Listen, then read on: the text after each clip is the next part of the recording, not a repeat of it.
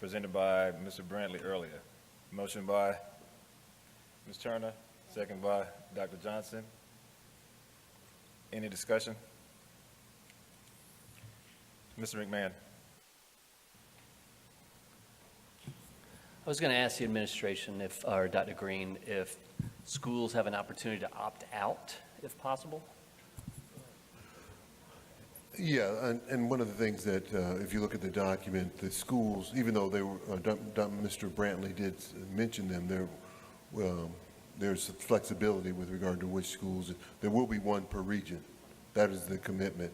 But whether it happens to be the schools, my mic just went out. There's flexibility there. We'll look at. Yes. I appreciate that. Thank you. Any other comments? Mr. Orson.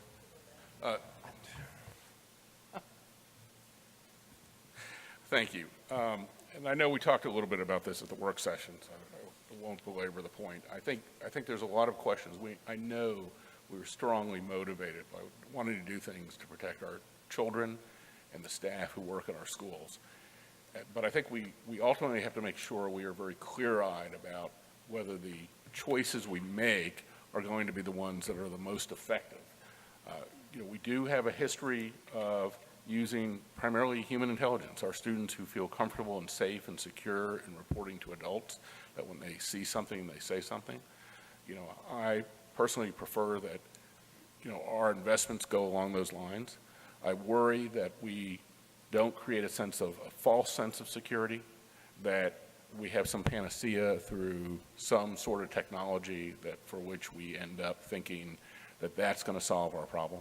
I know that the plan that the administration is looking at is more comprehensive at that, but I think we're going to have to scrutinize this very carefully, very closely as we go through a pilot to actually understand whatever results we're seeing. The examples we saw earlier today that were written in the action item, in most cases, quite frankly, what we're proposing would not have addressed the issue. They were outside the perimeter of the building, they were on a school bus, they were in a parking lot, they were things that we're not screening for. And I know we had an example from APS, and that was actually a system that has metal detectors, so that doesn't exactly help to prove our point. None of those cases prove one way or the other. I just want to caution us that as we go through this process, that we have the willingness to really scrutinize the results and be dispassionate, not because we're dispassionate about our kids. We are all in about our kids, and we are all in about our staff, but we want to make sure that the ultimate decisions we make are the ones most likely to make them safe and secure. Thank you. Dr. Morley. I wanted to say that we cannot have an exact problem solver or resolution when we're talking about the safety of our children, but we do have to be prudent in starting somewhere. I have a real problem with some schools opting out, because when we look at every national shooting that took place across this country in the schools, they were the least respected areas, they were the least respected districts, and they were children that didn't look like the ones who would cause the problems. So we need to make sure that when we go out and we're saying that we're actually rolling out a plan that's a trial basis, it needs to be implemented in every area, because we don't know which area the bullet is going to come from, or the bullets. So to be able to say that one can say we want to opt out, that might be the one that we have the biggest problems for. So if we're going to get a true picture of what we need, how we need, and when we need to do it, we need to make sure that we actually take this plan and begin to implement it all over the district. When we look at what took place in Parkland, we look all over. At some point, we've got to do something, but we have to realize the school can't fix it all. And I don't think that's what we're trying to do. The school is a microcosm of the macrocosm of a larger society. So the children and the people that are in the schools come from outside into the schools, and when they come in, they bring that with them, but still, we have the people on the outside. So to believe that we have the tested and tried and true answer to safety is not realistic, because we have parents that need to be a part of it. We have mental health that's a part of it. Mental health does not bring about guns, which is a fallacy. And we have to begin to look at what are we going to do about all of them. What do we do about helping people, hurting people, and listening to them? So we've got to look at a holistic plan within the school, but there has to be a coalition between the school and the community to see what parents are going to do, to see what the community is going to do. What can we do in order to work together? But we have to start somewhere. We can't dismiss things because it might not work everywhere. We don't know where to work, but there at least is a start. And if we want to deny that guns are not the problem in many cases, then we are in denial, and there are 50 elephants sitting in this room. The other thing is we have to recognize that in some neighborhoods, guns have been infiltrated into the neighborhoods. The same as where crack was infiltrated into the African-American neighborhoods in the 70s. We have them infiltrated. Now we're talking about the epidemic of opiates. But guess what? People have been dying, poor people and people of color have been dying of drug use and misuse and abuse for a long time. Now it has become a panacea that we need to do something about it. It's the same as with guns. These people, these young people don't have actuality to be able to purchase them. They get them. Somebody's bringing them in. And when you're talking about AK-47, all those things, we want to make sure that when our kids come into school, if it means metal detectors, if it means dogs, whatever, by any means necessary. I have grandchildren in school, and if we can keep them alive, it frightens me sometimes to think that your child can go to school in the morning, you kiss him or her goodbye, and they don't come back home at night. And we're worried about what side of town we're putting the metal detectors, what side of town we're rolling out this. We better roll it out at every side of town because we don't know which side of town danger is, violence is, and who's doing it. So I want to say that we as a board, we can't fix everything. And I wouldn't be a part of a board that would give the false belief that we are trying to fix everything. But we have to be realistic. We've got to start somewhere. And it means metal detectors, and we need to roll out this plan across the district. And if one part doesn't need it after we've come back and studied and look at it, then that's all well good. But we never know where it's going to be needed. We'd like to be at the airport and know that certain airports don't need it either. But we just have to look at the track record of all the school shootings. They were in the least expected areas of something happening. The least expected children where something would happen. So let's be cognizant of the realities and begin to see the light, because if we keep staying in darkness, pretending things are not going on, we're never going to be able to get anywhere. So I'd like for us to really, really think about the decisions we make, and we want to do it much prudently as we go through the process. Thank you, Dr. Morley. Ms. Turner? Yes, thank you, Dr. Irwin. I just want to go on record. I am too very alarmed and concerned with offering Dr. Green an option to opt out. It's one thing to opt out for a test. It's one thing to opt out for a field trip. But it's another thing for a school to opt out of safety measures. And I think we've said it in many ways. There's no 100% guarantee that this is going to provide ultimate safety for all students at all times, but it's a beginning place, as Dr. Morley has said. And so I do understand those who have reservations, but I think it's incumbent upon us as a school district to do something, to take it to another level. And we have been blessed beyond measure. Every day, our children are very vulnerable, our teachers are very vulnerable. And we have been blessed every day that we've made it each day, and I'm very mindful of that. But at the same time, I don't want to take anything for granted. And so I just implore my colleagues to take another look at this thing and do what is in the absolute best interest of our children and their safety and well-being. Thank you. Thank you, Ms. Turner. Dr. Johnson? I, too, would like to go on record as saying I'm very much opposed to any form of option out because, you know, we practice every day and we stay on the superintendent every day about equity. We're talking about equity. And I look at safety as just like I would a car insurance. You never need car insurance until you have an accident. Then you wouldn't, if you're going to have a program for safety, then be all inclusive and let it be from an equity point of view. Thank you, Dr. Johnson. Call for the vote. You got?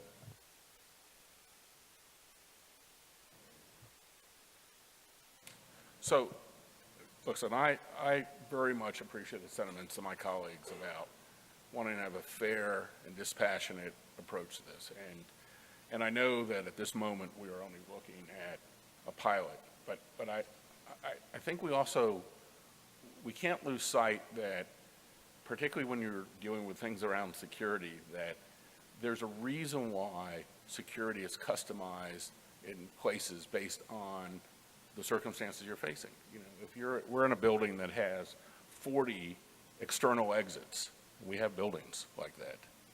We can't protect 40 exits. We just can't.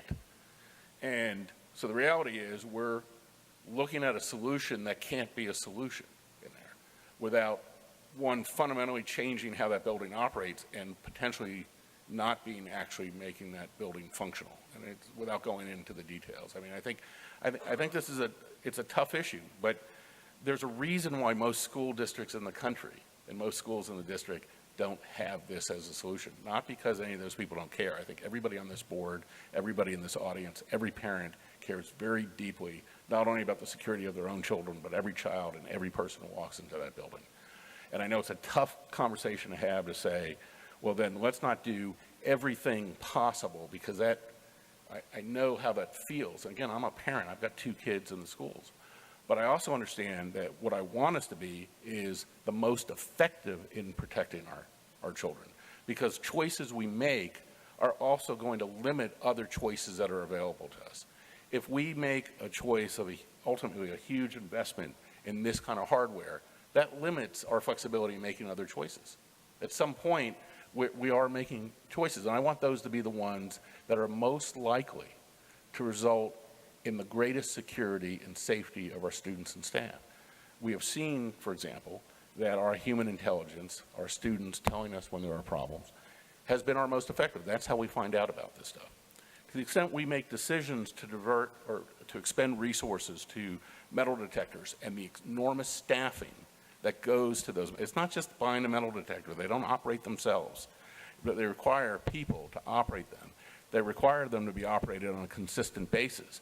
Do you operate them, for example, only during the school day, but when the building is otherwise available for after-school activities or even evening activities? Are you operating them or not? If you're not, are you creating a security breach or an opening that creates some potential issues for security? This is a very, very difficult conversation to have, particularly not to dismiss the importance of our staff when we're talking about children. But it's all the more reason we, at the end of the day, have to be prepared to talk about it in terms of what are the things we can do that maximize the chances of making our children and staff safe, not small and incremental, particularly if that small and incremental diverts us from things that might make them safer. Thank you, Mr. Orson. And I want to thank all the board members for their thoughtful comments. Call for the vote. Yes, I wanted to say something. I think we have to be careful of looking at this as a solution, because it's not. It can't be a solution. There are too many variables. And so is there ever a solution? But we have to begin to look at there's a need, and until outcome meets need, nothing is actually established. The other thing is that we have to recognize is that there is a cadre of people coming together. This is part of a process, not an event. So no, it will not. I wouldn't want to think that I just went to the airport and I went through the metal detectors and that saved everybody, but we go through metal detectors. And I guess it bothers me that we've sat on this board and approved programs, to me, that was less. Maps and being able to monitor things to the tune of $749,000. I can go on and on and on. But when it comes to doing something like this, we want to either opt out or we want to have certain areas. Are we believing that certain areas are much more vulnerable or violent than others? America was founded on the principle of violence. And if we think about it, everything that was gotten in this country has been gotten by being taken away from somebody. And so the bottom line is that's a reality. This is not a solution. We don't have the solutions. And I don't entrust my children to any school system. I didn't do my children or my grandchildren. But I think we have to begin to look at and take that word solution out of the equation, because we're not here to make a solution. We need parents. This is a part of a parcel and package, a process for us to come up with something Because it's going to be bigger than us. At some point, the legislature in us needs to do some things. We need more counselors. We need a lot of other things. Why do children and adults turn to guns when they're angry or they're belligerent or they can't have their way? Why don't they talk to people? Well, in some areas, they might talk to people, but they don't. Had anyone probably listened to many of these people, something might have been done. But when we have counselors who are pushing papers, social workers who are pushing papers, psychologists, all of them doing those things, but no one talks about paying them more money. No one has gone to the state legislatures, let's look at the student counselor ratio. So we need to do something, and this is a part of that something. And I most certainly won't believe, Dr. Green, that you're going to be trying to put in metal detectors. There's not a plan and a process, an agenda for being able to get this done. It's not going to be haphazard. We have Mr. Brantley, our chief IT person. This team that works extremely hard. There's no way in the world they're just going to come and put this together and not have a plan, a process for implementation, and a rollout. That's why it can't be just done today or tomorrow. So I would like my colleagues to begin to look at either we start somewhere or we do absolutely nothing. And either you stand for something or we'll continue to fall for nothing. Thank you, Dr. Morley. Dr. Johnson. Call for the vote. Good. Mr. McMahon. It's not showing up. Yeah, I appreciate it. Thank you, Chair. No, I was just seeing, as I did my very limited Google search on metal detectors in schools, it just said logistically it's a nightmare. Every student that walks through that door will register a red light indicator for the metal detector. Everyone, because guess what? They all have a Chromebook. At that point in time, the security personnel will ask them, I need to see what's in your backpack, or I need to wand you, right? Every person is going to register that they've got some metal on their possession. So right there, tell me somebody that's not going to, at these high schools, we've given them Chromebooks. So we might as well just put security personnel at the door, save the metal detector money, and just ask them to open up their backpacks and essentially strip search them. Because, I mean, every kid's going to register a red light coming through the metal detector. If they don't, then they don't have their car keys or they don't have their Chromebook with them. I mean, I'm just thinking about it, right? I mean, my kids show up to school with their Chromebooks, right? So I'm pro safety. Don't get me wrong. The vestibule or the entrance is locked. To anybody to get in there, you got to push the code, be allowed in. But just from a logistics standpoint, when I ask the question, how long is it going to take? I won't even say 2,000 kids. Let's say 1,000 students.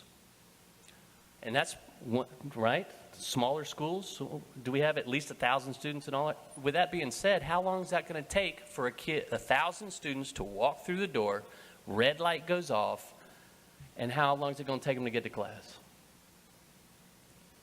It's not a 10-second, 20-second thing. I'm going to have to show everything I got, and then I'm going to have to walk through again until it turns green. You can't enter the school if it's still flashing red. Right?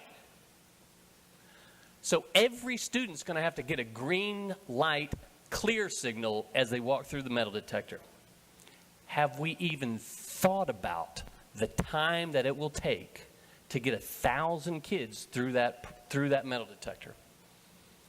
I'm not talking worst case scenario. I'm trying to get best case scenario. And that's the basis of my concern for this. Is just the simple logistics of it. Thank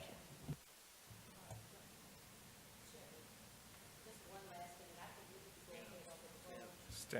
I'd like to say, where were we last week when a mother encouraged her daughter to fight jumped out the car in front of one of our middle schools with the car door open and a loaded 9mm on the front seat of her car. So it's not just for the children. I used to tell my children, I'm not so worried about what you'll do as what other people might do. So if that mother had gotten beyond that point with that 9mm, and she did encourage that fight, and the fight did ensue, she just ran out and left it loaded, and any child could have picked that gun up and brought it back into the school. So my thing is, we have to do something, and it starts in little increments. Is it a police state? Yes, it is. Because guess what? Today is the shoot down and the shootout at the OK Corral. Thank you, Dr. Morley. Call for the vote. Stan, I just talked to Stan, I got it.